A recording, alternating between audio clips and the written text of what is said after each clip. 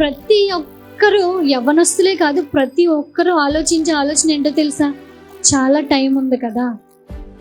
ఇప్పుడు ఎవరినైనా ప్రార్థన చేసుకో, బైబిల్ చదువుకో అన్నామనుకో, ఇంకా చాలా టైం ఉంది అక్క, నాకు ఇంకా చాలా టైం ఉంది కదా, అప్పుడు చేస్తాను, పెద్దయ్యకి చేస్తాను, 10th క్లాస్ అయిపోయాక చేస్తాను, లేకపోతే డిగ్రీ అయిపోయాక చేస్తాను, ఇంటర్ అయిపోయాక చేస్తాను, పెళ్ళి అయిపోయాక చేస్తాను.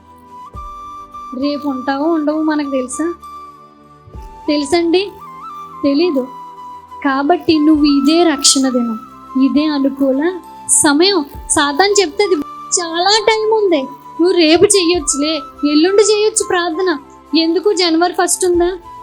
డిసెంబర్ 1 అనుకుంటారు అందరూ.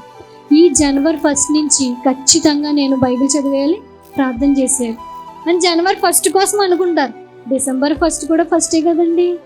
జనవరి 1 1వ తారీఖు ఉంటుంది, డిసెంబర్లో ఉంటుంది, నవంబర్లో ఉంటుంది, అక్టోబర్, అన్నిటిలో 1 ఉంటుంది కదా. ఆ 1కి అందరూ అనుకుంటారు 1వ తారీఖున ఏమనో తెలుసా?